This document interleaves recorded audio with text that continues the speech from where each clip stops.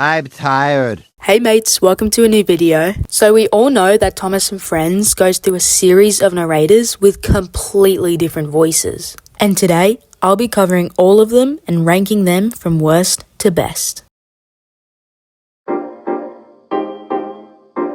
First rule, I will not be covering Joseph May and John Hassler's narrations from the Blobber era because, it's Blobber. One-off special narrators such as Ben Forster, Mr. Perkins, will not be counted because they are technically not the official narrators. And lastly, all of these rankings are entirely my opinion, and if you differ from mine, that's great. This is just a video sharing my perspective and my ranking of all 7 narrators.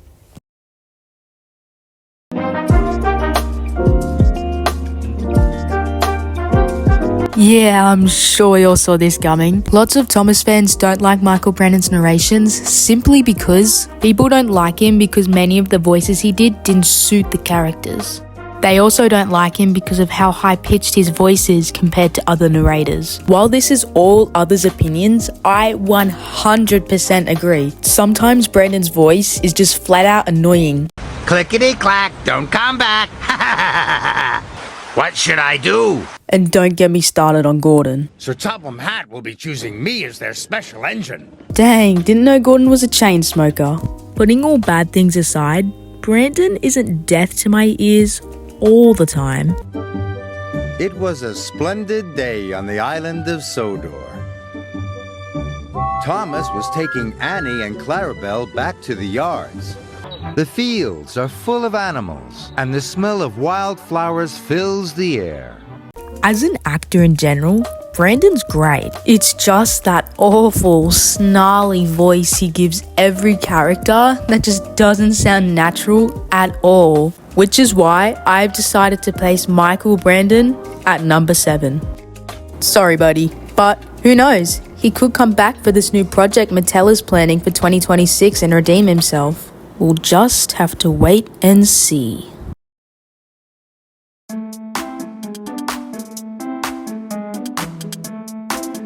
I don't like Pierce Brosnan's narrations, and I stand by that. I think most people defend him because of who he is. Like, he's freaking James Bond, I get it. But does that make him a good children's narrator? No. Brosnan himself stated in an interview that reading bedtime stories to his children and narrating a show in a studio are 2 very different techniques. I've spent many years narrating these stories to my own children, and I have 5 children. So I'm fairly versed in the character of Thomas. But telling bedtime stories and then actually performing it in a studio are 2 different techniques, really. His words, not mine. And the reason I don't like Brosnan's narrations are because they're so boring. They seriously make me want to fall asleep. And for an exciting, action-packed movie where Thomas goes through some pretty hefty stuff, his voice just doesn't fit at all. The main reason I don't like Brosnan's narrations are because they make me want to fall asleep. Some scenes are just plain boring, man. Thomas felt terrible. He knew why he'd done it, but he couldn't tell the Fat Controller and the other engines. He felt too ashamed, so he said nothing. Although in my opinion, Brosnan is mainly bad, there are some times where his sleepy voice can actually be quite comforting. The bridge looked very old, and it was very high, and the ravine was very deep. He liked to tease the big engines, especially Thomas. I think in my opinion, Brosnan and Brandon are just as bad as each other, with Brosnan being just a tiny bit better, which is why I've placed him at number 6.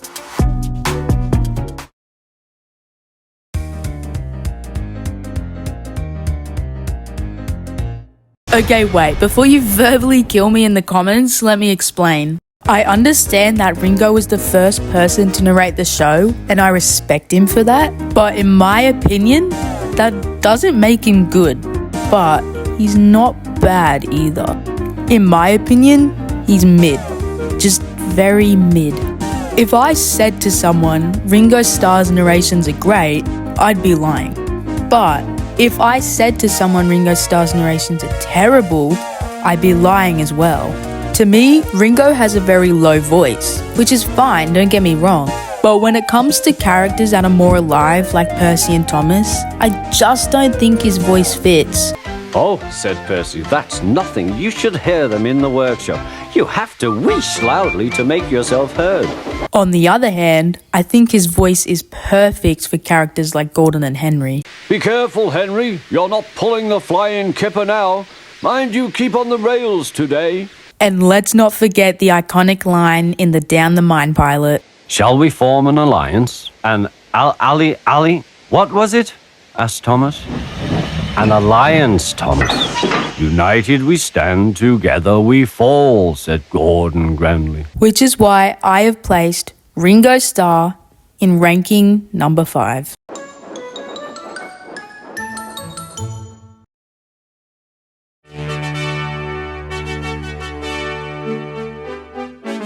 I really like George Carlin as a narrator. I wouldn't go on to say his voice is perfect, but I will say his narrations are better than Brosnan's, Brandon's, and Ringo's. The main reason I like Carlin's narrations are because he sounds like he enjoys what he's doing. And I mean that in the way as you can hear his expression and enthusiasm through the way he talks. I was here first, said Bill. But you're in my way, protested Ben. I think Carlin sounds like a children's book reader, which suits what the show was like at that point in time. Okay, so I may have just rambled on about how much I like Carlin's narrations, but that doesn't make him perfect. To me, there's just something in his voice that I can't pick out. Something feels off, man, I don't know. Nonetheless, I decided to place Carlin in 4th place.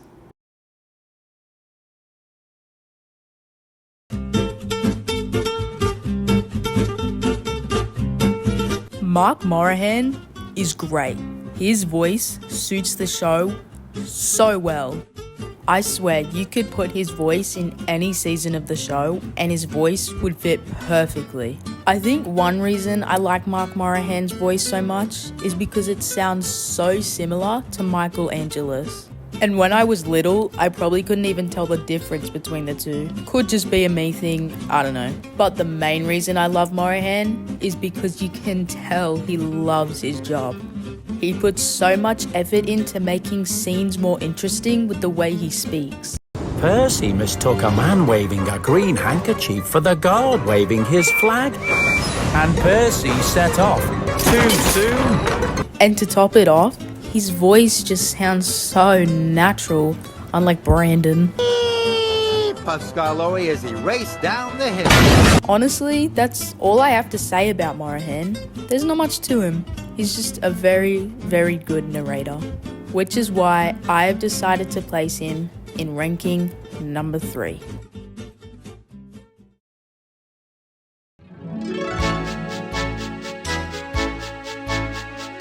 Michael Angelus is amazing. And if you don't agree, the door's that way. I will admit Angelus in the hit era was not it. I mean, God, it was as boring as piss Brosnan. I must get the sticky toffee to the children on time, Thomas puffed.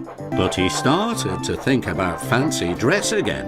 But if we shove the hit era to the side like we always do, he is so good. I don't think his boring voice in the hit era is his fault, because in every other freaking episode and movie that he narrates that isn't the hit era is so much better. As Toby floated helplessly on the floodwaters, they passed a sign that made them shudder. Beware the waterfall. If we go over that waterfall, we're doomed. I mean, come on. And we can't forget that beautiful moment from the episode All at Sea. Duck still wonders about the lands beyond the horizon. But he enjoys being with friends most of all, and I think he knows that sometimes the best travels are those we can only dream about. Don't you? Another thing I love about Angelus is the voices he gives the characters. Notably Percy and the Fat Controller. Henry has had an accident and been sent for repairs, said the Fat Controller. There are no other engines available, so Diesel will help until Henry returns. James, you must be a busy bee, he peeped. I mean, Percy sounds so cute. I just think every voice he gives the characters suits them so well, especially Donald and Douglas. Stop being pushy, Donald snapped. Don't call me pushy, Douglas snapped back. You shouldn't have pushed me into the cart, huffed Donald. You pulled me, you mean, argued Douglas. Didn't he? Did, no. Did too. And even in the nitrogen era, where the dialogue is as repetitive as me going to Target every day to find 80th merch, he still sounds so good. Which is why I decided to place Angelus in ranking number 2.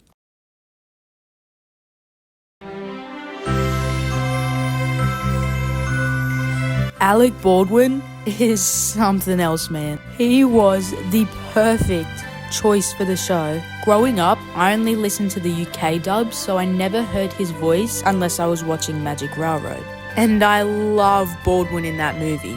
And I think when I did hear him narrate the show for the first time way back when, my jaw was dropped.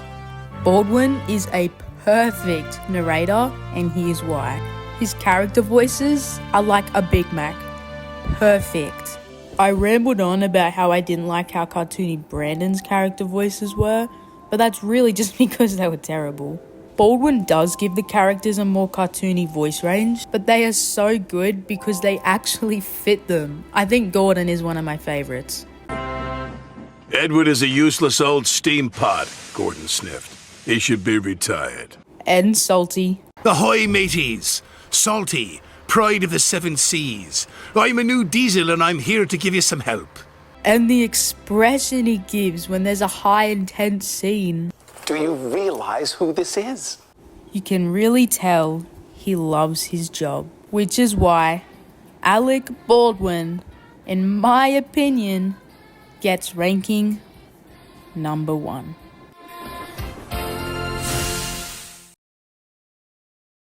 Well, mate, there you have it. Every single Thomas and Friends narrator ranked from 1 to 7.